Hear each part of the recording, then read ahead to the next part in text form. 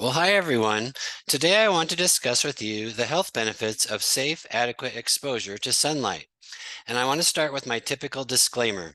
Neither Will or I are medical health professionals, and what I've read in my studies through my personal trainer textbook and peer-reviewed research is just some ideas for you to consider, but you're in charge of your health and working with your healthcare professionals. If done correctly, there are great vast benefits for your health and longevity that you can achieve and a serious array of health problems that you can avoid. In past Zoom presentations, we've discussed various pieces of this topic. As a matter of fact, I believe the topic of safe, adequate sunlight exposure involves all 5 pillars of longevity, namely exercise, nutrition, sleep, stress management, and supplementation. I've organized the discussion into 3 sections. First, the importance of the sun in our Earth's ecosystem and our evolving understanding of safe exposure to sunlight. Next, the benefits of sunlight on our health and fitness, and here we'll spend a fair amount of time discussing vitamin D. And then finally, how to safely get sun to achieve optimal vitamin D levels and improve our longevity. And we'll also cover some considerations like sunscreen and regular vitamin D testing. So let's get started. When I was studying for my Certified Personal Trainer certificate last spring, I remember reading a statement that caught my eye. It reads, "The only way that new energy enters the Earth's ecosystem is from the sun." Now, you might regard this as an obvious statement, but I think it's remarkable. The point is, plants convert the sun's energy to food, and this is referred to as photosynthesis, and then food provides animals and humans with energy to perform cellular and mechanical functions. I was compelled to learn just a few facts about the sun, our local star that radiates light and heat for us. The sun is 93 million miles from the Earth. It has provided light and heat for the Earth for something like 4.6 billion years, and according to a 2021 NASA report, experts think it's likely to continue safely doing this for another 1 billion years. In 1666, Isaac Newton observed the sun's visible light using a prism and showed that it's made up of many colors. Sunlight or solar radiation at the Earth's surface is composed generally of 3 kinds. Visible light, and this accounts for 40 to 45%. Ultraviolet light, which may only account for 5%, and here this is invisible to the human eye and largely blocked out by our ozone. And then infrared radiation, which could account for 50 to 55%. And this gives us the feeling of warmth from the sun. For our talk, we're primarily concerned with the ultraviolet light, particularly the UVB light. It's important to state that overexposure to UVB is considered harmful and can cause skin cancer. There are 3 primary skin cancer categories. First is basal cell carcinoma, and then generally this is the most common and somewhat the least invasive. It's often found on areas like the scalp, nose, and neck. Next is squamous cell carcinoma, the second most common form of skin cancer, and this can be located on the arms and other areas. And then there's melanoma, the most invasive, likely to travel to other organs like the liver and the brain, and this is potentially very deadly.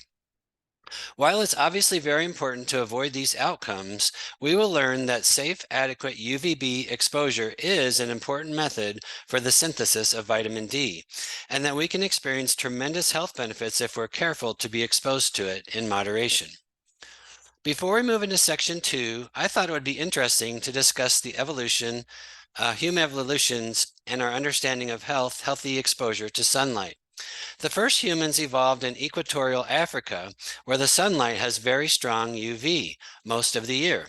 Scientists believe that this led to the evolutionary design of deeply pigmented skin to protect our species. Here it's important to note that dark skin requires 5 to 6 times more solar exposure than pale skin for equivalent vitamin D photosynthesis. This also led to theories of evolving adaptations of lighter skin with migrations to higher latitudes to survive in low UV sunlight climates. Between the 1600s and the late 1800s, many children who lived in industrialized European cities developed rickets, which is a bone disease. It's estimated that the incidence was up to 90%, according to autopsy studies.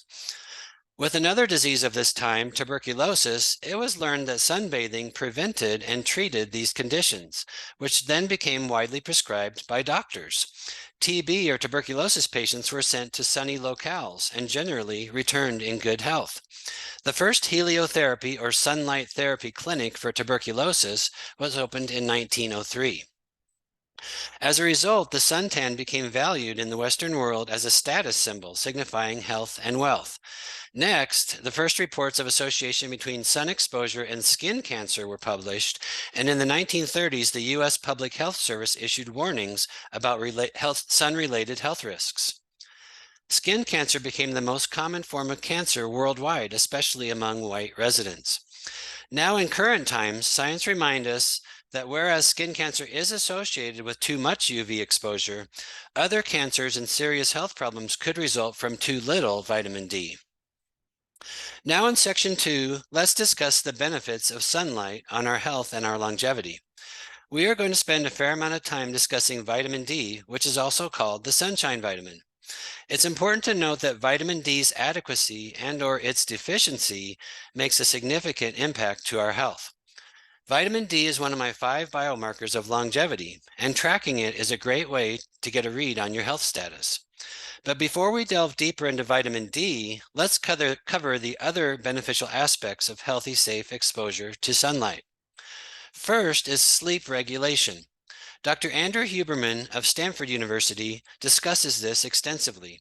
Basically, it's related to our circadian biology, which we covered in our sleep science Zoom call recently. Sunlight in our eyes wakes us up, stopping melatonin hormone production, which is our sleep hormone, and activates the release of cortisol, which is our alert hormone. It also activates a timer for evening melatonin production. This nocturnal melatonin rhythm caused by exposure to bright morning sunlight is effective against insomnia and seasonal affective disorder. Next, sunlight reduces stress. Sunlight affects serotonin, which is a chemical hormone found in the cells of the intestines. Serotonin carries messages between the nerves in our brain and throughout our body. Serotonin is involved in many functions. It converts or is the precursor to melatonin in darkness and thus aids sleep. It helps regulate our GI activity. It improves mood and reduces anxiety, which is probably its most well-known benefit. It's involved in bone health and increasing bone density. And finally, serotonin aids in blood clotting to help wound healing and recovery from injury. This third benefit of sunlight is that it increases testosterone. In a 2021 study, the effects of UVB exposure and hormones was explored. After 1 month, men who got 20 to 30 minutes of sun 2 to 3 times a week doing normal activities like walking had noticeably higher levels of testosterone. Huberman explained it scientifically that the p53 gene in skin cells activates the pituitary and hypothalamus if the skin is exposed to ample sunlight, which in turn triggers testosterone. And finally, gut health. Brief exposure to sunlight not only bumps up vitamin D, but can lead to more varied collection of gut bacteria, also known as microbiome diversity, according to a 2019 study from Frontiers in Microbiology. So in case you missed it, we already touched on 2 or 3 of our longevity pillars: sleep, stress management, and exercise from the benefits of sunshine. So besides these incredible headlines, the main event of safe, adequate exposure to sunlight is vitamin D synthesis. Let's first define what vitamin D is. Vitamin D can be obtained from the diet, from direct sunlight, or from supplementation. Vitamin D is both a nutrient that we eat as well as a hormone that our body makes. It is classified as a hormone since it contributes to many systems and processes, like our immune system, cardiovascular system, and metabolic pathways. The primary function of vitamin D is to maintain blood levels of calcium and phosphorus to support metabolic functions, neuromuscular transmission, and bone mineralization. Vitamin D also regulates other cellular functions with its anti-inflammatory, antioxidant, and neuroprotective properties, which support our immune health, muscle function, and brain cell activity. Next, let's discuss healthy vitamin D levels. There is a high vitamin D deficiency in the world and especially in the US. 42% of the US is deficient in vitamin D levels, according to National Institutes of Health research, and this is defined as measuring less than 20 nanograms per deciliter in the blood. Even more shocking, 90% of the US population are below recommended optimal ranges of vitamin D, and here this is defined as having 40 to 60 nanograms per deciliter. Also, about one half of the world's population is thought to be vitamin D insufficient. The NIH, or National Health Institutes of Health, refers to these outcomes as a silent epidemic. For those which are at risk for vitamin D deficiency include older adults, so here the skin is less able to synthesize the vitamin D. Yes, the dark-skinned individual, so here melanin acts as sunscreen, preventing the absorption of UVB light. And in particular, Black and Hispanic populations may be up to 60 to 80% vitamin D deficient for this reason. And finally, obese people, and here the fat mass prevents efficient absorption of vitamin D. So regarding obesity and vitamin D, there's some interesting studies cited by healthline.com that increasing vitamin D may actually aid in weight loss and decreased body fat, which is a remarkable statement. We have discussed that prolonged sunlight exposure without sunscreen may increase the risk of skin cancer. But what are the risks of vitamin D deficiency? According to the Harvard School of Public Health, they are vast, and they include, number one, bone health and muscle strength declines. And here the important point to make is that our body continually reabsorbs old bone and creates new bone.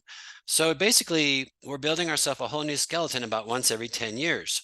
More bone is reabsorbed than new bone is created when we're vitamin D deficient, leading to reduced bone mineral density and bone loss, which also impacts our muscles. The second problem is the incidence and progression of certain cancers. Healthy levels of vitamin D may slow tumor progression in a wide array of cancers, like breast, prostate, brain, and pancreatic. The third issue is heart disease. The heart has receptors for vitamin D. Immune and inflammation cells are regulated by vitamin D, and also vitamin D keeps arteries flexible and relaxed, which helps control our blood pressure. The fourth issue is type 2 diabetes. Vitamin D negatively affects biochemical pathways that lead to type 2 diabetes. The fifth issue is immune function. And some scientists hypothesize that sunlight-related seasonal stimulus triggers flu outbreaks since vitamin D is lowest in the winter. And then sixth and finally, cognitive decline. An analysis of over 400,000 Europeans saw a 54% higher risk of dementia among the lowest vitamin D levels versus adequate levels.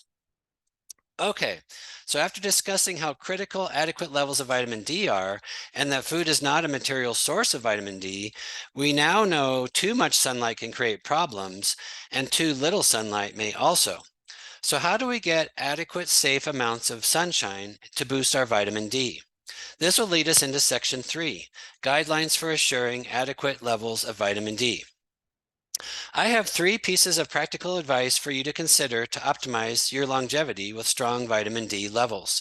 First, ask for the vitamin D blood lab at your next physical and test it regularly. Ideally, you want to see your vitamin D blood levels in the 40 to 60 nanograms per deciliter range, but above 30 and below 100 are considered normal and healthy. My most recent vitamin D test showed my level is 59.5 nanograms per deciliter, which is considered optimal. But in the previous recording, it was shown to be 111, which was noted as high but safe. And I realized I was over-supplementing. So this shows the importance of regular testing. Second piece of advice, ask your doctor about vitamin D supplementation. Some guidelines recommend anywhere between 1,000 and 2,000 international units for an adult per day, but this can vary based on your age range and other situations. It's also important to pay attention and see if you're getting any vitamin D through your multivitamin or other supplements. Note that vitamin D2 comes from plants and vitamin D3 comes from animal foods. And some meta-analysis I've read has found that D3 tends to be more effective and sustain longer than D2. And even though vitamin D food isn't subject of today's discussion, let's list out the food sources where we can find vitamin D. They include things like salmon, tuna, egg yolks, and fortified dairy. And for vegetarian choices, we can consider things like fortified soy and almond milk, fortified orange juice, fortified rice and cereal, and mushrooms. And then the third piece of advice for optimal vitamin D levels for longevity is ask your dermatologist about healthy limited exposure to sunlight. The National Institutes of Health suggests to limit your periodic exposure without sunscreen based on your skin type, with recommendations ranging from 10 to 60 minutes. And they identify 6 skin types, which I will include an attachment in our app after we upload this recording. But as examples, skin type 1 would be very light skin, red hair, blue eyes, and the skin doesn't tan. Here you want to limit your exposure to 10 minutes. For example, skin type 3 would be light or light brown skin, dark blonde hair or brown hair, and brown eyes. And here you can tolerate up to 30 minutes. And then skin type number 4 might include olive colored skin, dark brown hair, and brown eyes. And here the limit might go up to 50 minutes of exposure. Note that summer heat isn't a good indicator for how strong the UV light is, because UV radiation is also present when it's cold out. And heat or warmth comes from infrared rather than the UV light. So I did want to add a couple of notes on sunscreen, and you would be well advised to ask your dermatologist's opinion and advice on this one as well. First, note that the sunscreen does block out UVB rays. That's its job. So in other words, sunscreen will block out 90+% of the vitamin D synthesis. Next, there are 2 primary kinds of sunscreen. First one is mineral-based. This is typically recommended by dermatologists. Some believe it might be safer, and typical ingredients could include zinc oxide and titanium dioxide. And these products sit on the skin's surface and deflect the sun's rays. The other category is chemical-based sunscreen, and the typical ingredients here may include oxycrylene and oxybenzone. And these products penetrate the skin and absorb the sun's rays. Now, you might have read or heard some opinions that chemical-based sunscreens have the risk of absorbing into the bloodstream. And my reading is that this is not necessarily about the chemical contents, but more about the manufacturing process that can lead to batch variability. And you might remember that Neutrogena, Johnson & Johnson, and Aveeno recalled chemical-based products in July of 2021. Interestingly also, coral reefs in places like Australia and Hawaii are starting to ban sunscreen containing the chemical oxybenzone because the chemicals pollute the coral reefs. So regarding sunscreen, you really should seek your dermatologist's advice and their best opinions for you. My dermatologist recommended this product, which has zinc oxide in it. So in conclusion, the sun offers us significant health-sustaining benefits, protecting us from a vast array of diseases, but also has known health risks with prolonged sunlight exposure. Getting safe and calculated amounts of sunlight on our skin is believed to create health span and longevity enhancements in combination with vitamin D supplements and some food sources. It's also important to get your blood levels tested regularly and strive for optimal levels while practicing safe extended sun exposure protocols like sunscreen and protective wear based on your outside time and your skin type. For my closing quote, I am choosing Helen Keller, who famously stated, "Keep your face to the sunshine and you cannot see a shadow." In this quote, she tells us to make the best out of any situation, just as she bravely did in her life. So here's to optimal health and longevity and with safe, adequate amounts of sunlight and optimal levels of vitamin D. Thank you very much for your time.